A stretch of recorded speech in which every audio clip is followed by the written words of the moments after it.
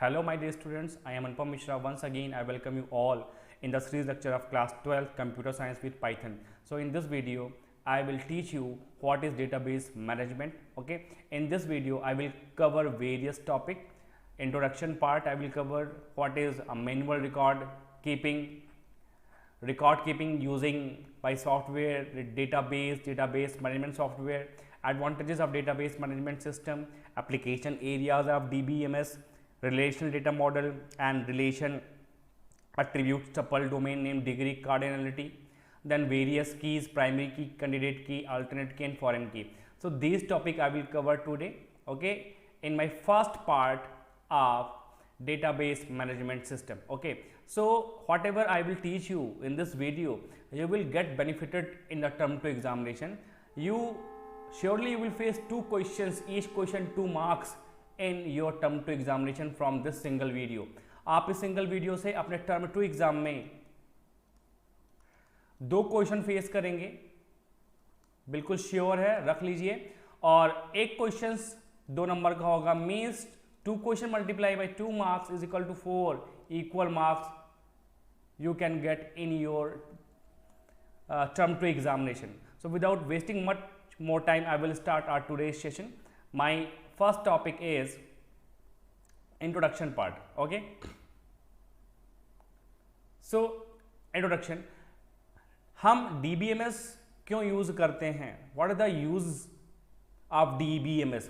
So every organization or institution, या मैंने institution इसलिए लिया क्योंकि you all are students of institute, any school. So every organization / institution is handling data in many ways.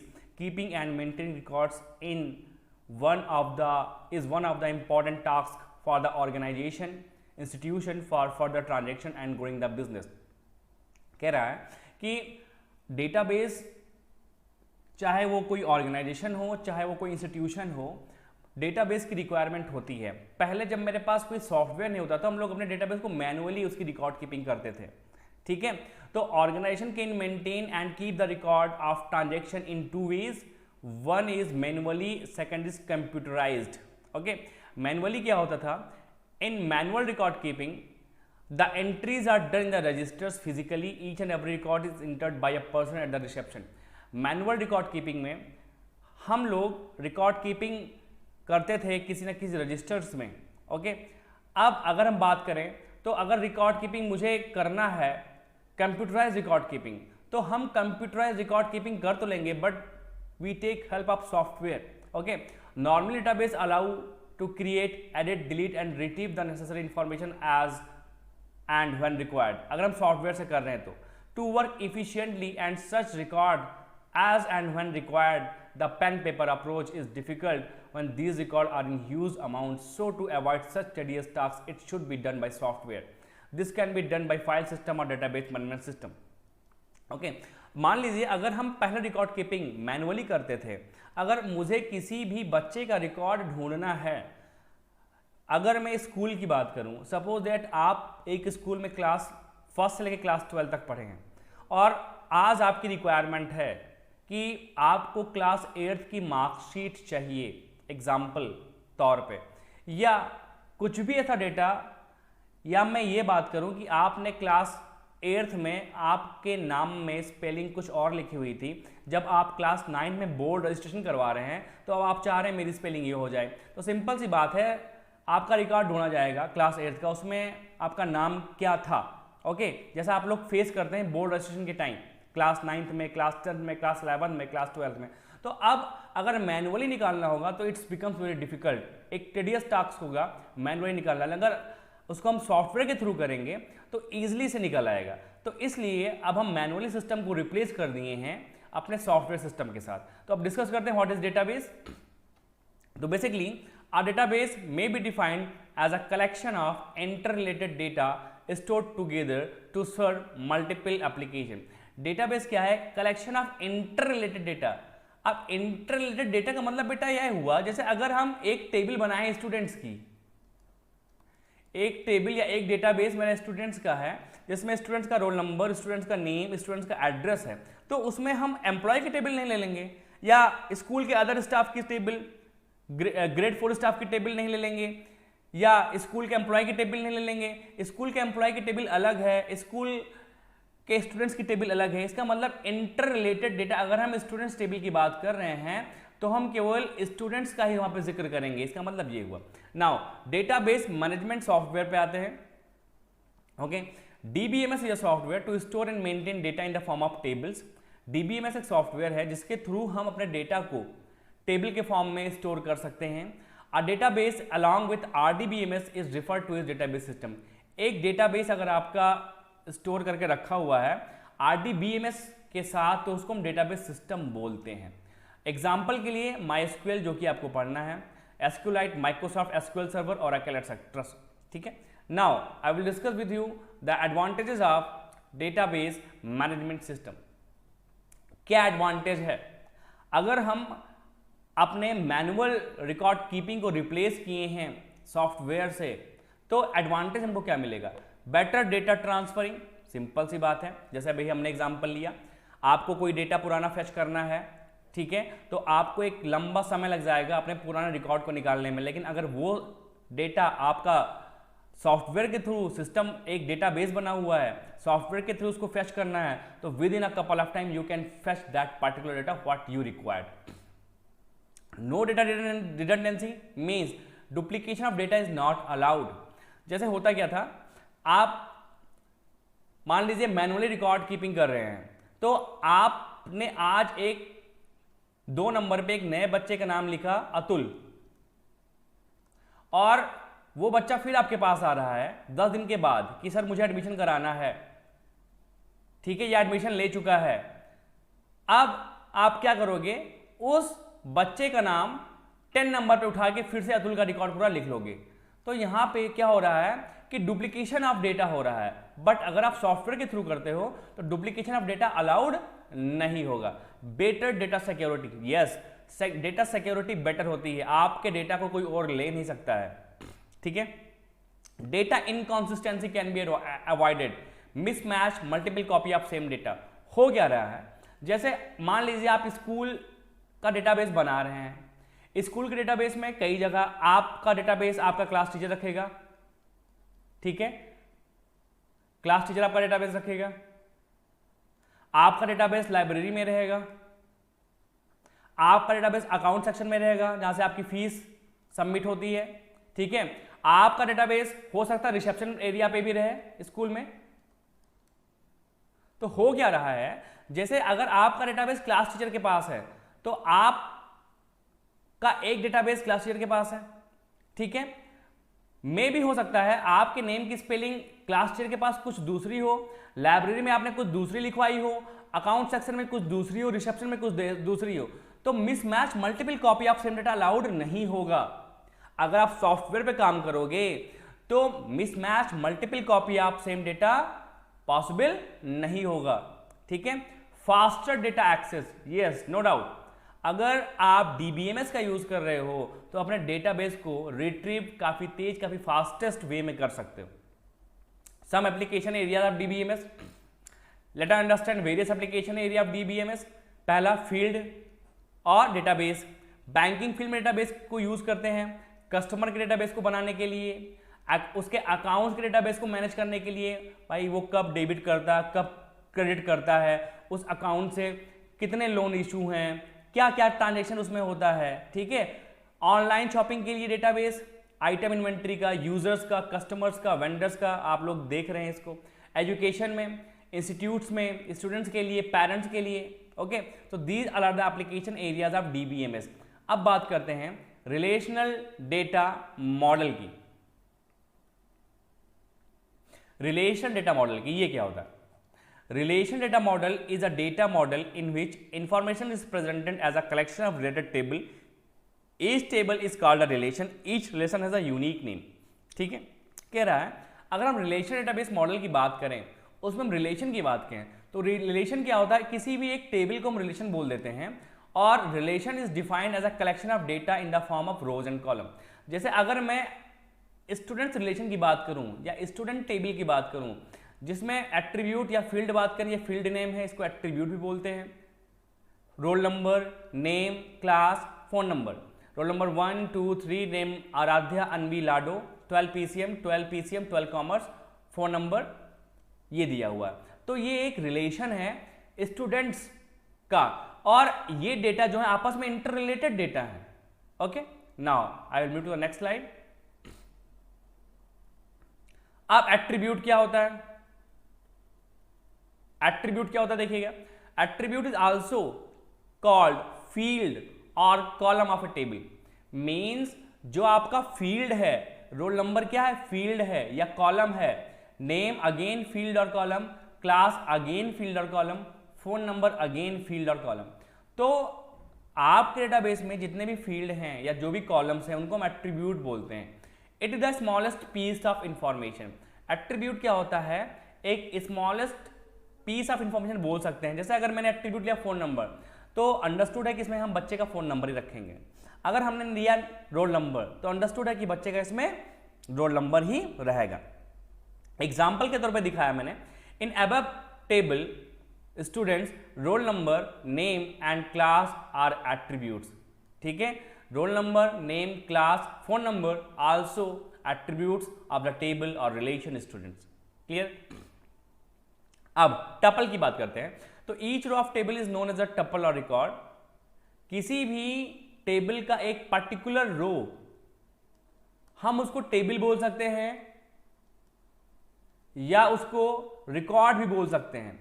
In a table with n columns, a tuple is relationship between n related values।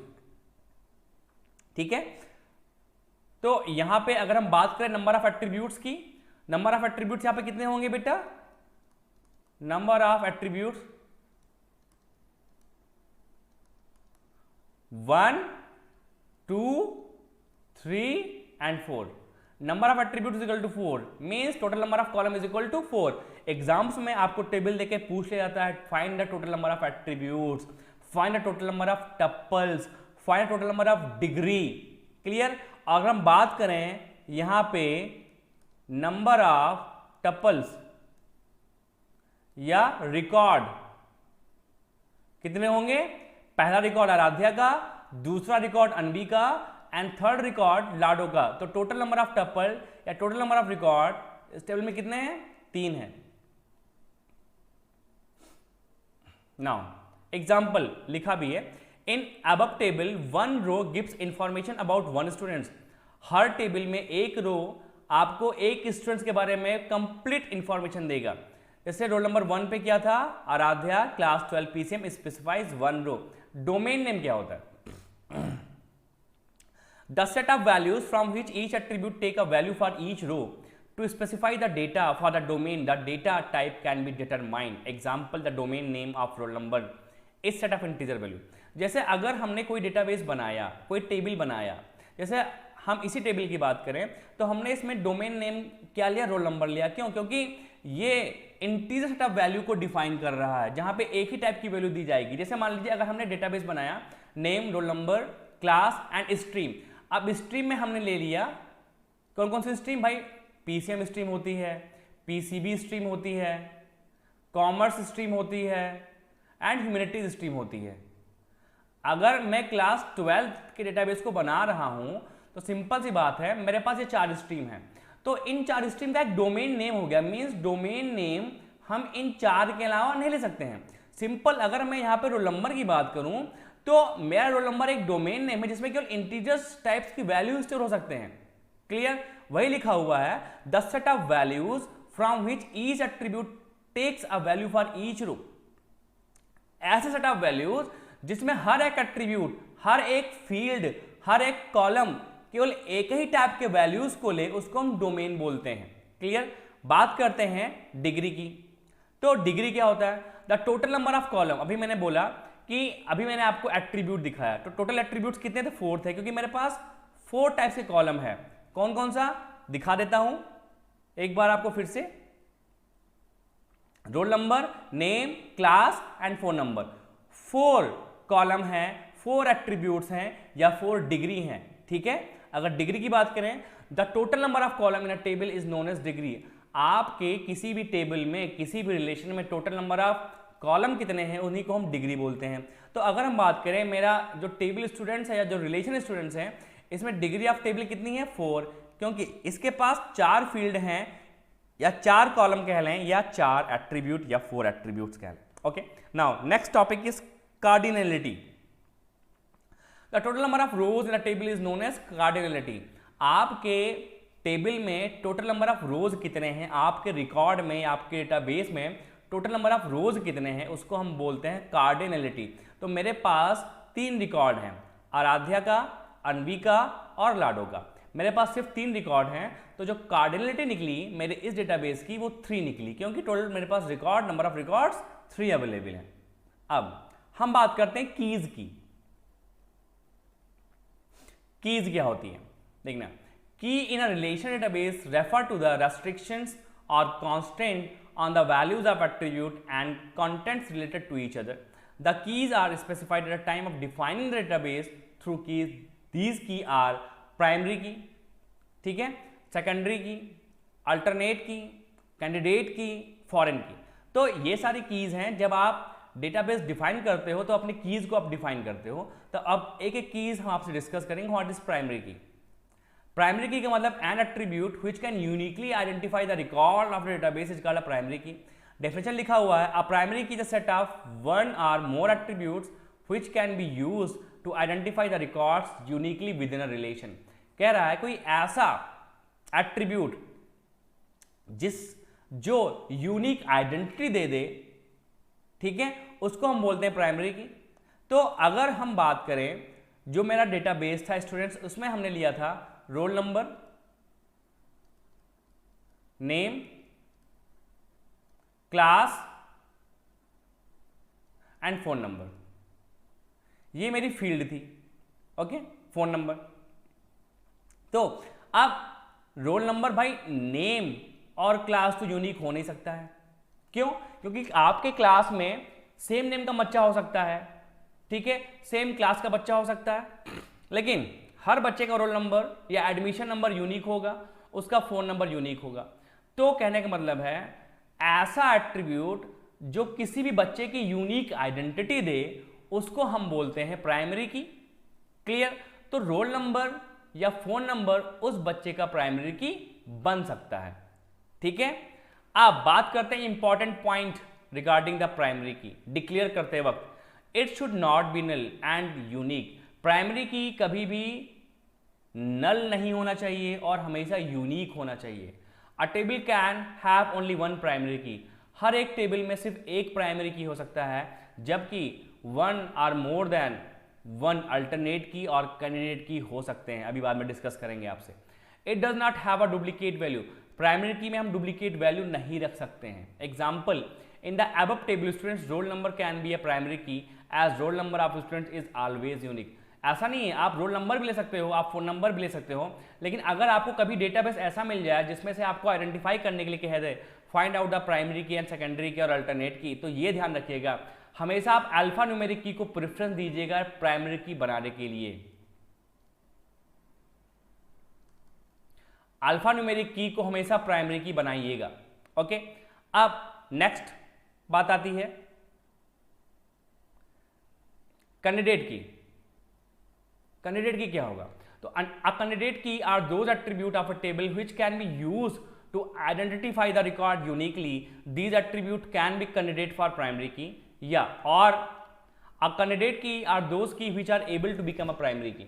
जैसे मैंने बोला, अभी मैंने बोला students table में हम यहाँ पे रोल नंबर को या फोन नंबर को हम प्राइमरी की बना सकते हैं। ये दोनों मेरा प्राइमरी की बन सकता है। अगर हमने रोल नंबर को प्राइमरी की बनाया तो फोन नंबर के पास ये क्वालिटी है कि ये भी प्राइमरी की बन सकता है। जरूरत पड़ने पे आपका फोन नंबर प्राइमरी की बन सकता है, इसके पास है क्वालिटी। तो ऐसा फील्ड जिसके पास ये क्वालिटी हो कि वो जरूरत पड़ने पे प्राइमरी की बन जाए, उसको हम बोलते हैं कैंडिडेट की, ठीक है। फॉर एग्जाम्पल के लिए अगर हम बात करें, जैसे मान लीजिए आपका अकाउंट है किसी बैंक में, तो आप अपने बैंक में या तो आप अपने अकाउंट नंबर से आइडेंटिफाई किए जाएंगे, या अपने आप आधार नंबर से आइडेंटिफाई किए जाएंगे, अपना पैन नंबर से आइडेंटिफाई किए जाएंगे। तो कहने का मतलब है इस केस में या ये तीनों की तीनों आपकी प्राइमरी की बन सकती है। अब डिपेंड करता है कि आप प्राइमरी के अकाउंट नंबर को बनाते हैं, आप प्राइमरी की आधार नंबर को बनाते हैं या प्राइमरी की पैन नंबर को बनाते हैं। अगर आपने अकाउंट नंबर को प्राइमरी की बना लिया तो ये आपकी दोनों कैंडिडेट की हो जाएंगी, आधार नंबर एंड पैन नंबर। अगर आपने आधार नंबर को अपना प्राइमरी की बना लिया तो आपका अकाउंट नंबर और आपका पैन नंबर आपकी क्या हो जाएगी, कैंडिडेट की हो जाएगी। तो डिपेंड्स अपॉन योर चॉइस। फिलहाल ऐसे एट्रीब्यूट्स या ऐसे कॉलम जो प्राइमरी की बनने के लायक हों या प्राइमरी की बन सकते हैं उनको हम कैंडिडेट की बोलते हैं। क्लियर? नाउ अल्टरनेट की अब एग्जांपल के लिए मैं यहां पे एग्जांपल देता हूं। जैसे मान लीजिए आप बैंक में गए हैं कुछ अमाउंट विड्रॉ करने के लिए, आपको बहुत जरूरी है, आपको अमाउंट विड्रॉ करना जरूरी है। अब आपके पास अकाउंट नंबर आप भूल गए या पासबुक ले जाना भूल गए तो अकाउंट नंबर भूल गए, आपके पास आपका आधार कार्ड पड़ा हुआ है, तो आप कह सकते हैं अगर आपकी बहुत ज़्यादा रिक्वायरमेंट है और वहाँ पे बैठा हुआ बंदा, जो बंदा बैठा हुआ है बैंक में, ओके, जो ट्रांजैक्शन कर रहा है, जो पैसा विड्रॉ करवाएगा आपको, अगर आप उससे कह दें कि आपका जान परिचय वाला बंदा बैठा हुआ है, अगर आप चाह रहे हो कि मेरा पैसा निकल जाए, तो वहाँ पे आपको आधार नंबर से आइडेंटिफाई कर सकता है कि आपका अकाउंट नंबर क्या है। फिलहाल एग्जाम्पल की ये है समझने के लिए। बात करते हैं अल्टरनेट की। तो आफ्टर असाइनिंग द कैंडिडेट की एंड द प्राइमरी की, the remaining attribute of the relation is alternate की। ठीक है, अगर आपने प्राइमरी की बना दिया है, ठीक है, उसके बाद भी आपकी ऐसी की बच रही है जो प्राइमरी की बन सकती है। जैसे अगर मैंने अकाउंट नंबर को प्राइमरी की बनाया और मेरा बच गया आधार नंबर एंड पैन नंबर, तो ये दोनों मेरा क्या हो गया, अल्टरनेट की बन गया। ठीक है, द कैंडिडेट की विच इज नॉट प्राइमरी की इज कॉल्ड अल्टरनेट की। तो ये दोनों तो कैंडिडेट की है ना, क्योंकि इन दोनों के पास क्या है, वो क्वालिटी है कि ये प्राइमरी की बन जाए, लेकिन हम इनको ड्रॉप कर इनको प्राइमरी की नहीं बना रहे हैं। तो इस केस में ये दोनों की मेरी क्या हो जाएंगी, अल्टरनेट की हो जाएंगी। In above table students roll number is a primary key and phone number is alternate key. क्योंकि फोन नंबर के पास भी क्वालिटी थी प्राइमरी की बनने के लिए, तो प्राइमरी की मेरी अल्टरनेट की हो गई। यहाँ पे फोन नंबर क्या हो रहा है, आपका कैंडिडेट की बन रहा है। Okay, now move to the next point. यहाँ पे लिखा हुआ note alternate key and candidate key may be one or more than one attribute of the relation.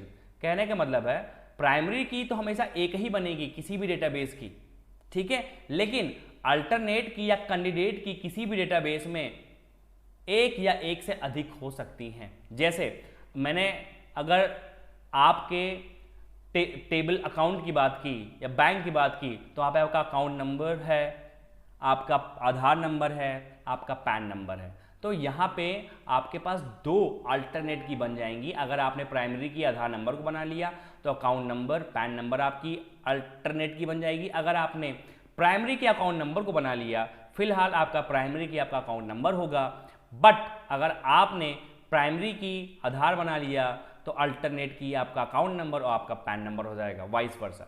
अब बात करते हैं फॉरेन की। ठीक है, फॉरेन की थोड़ा ध्यान समझिएगा।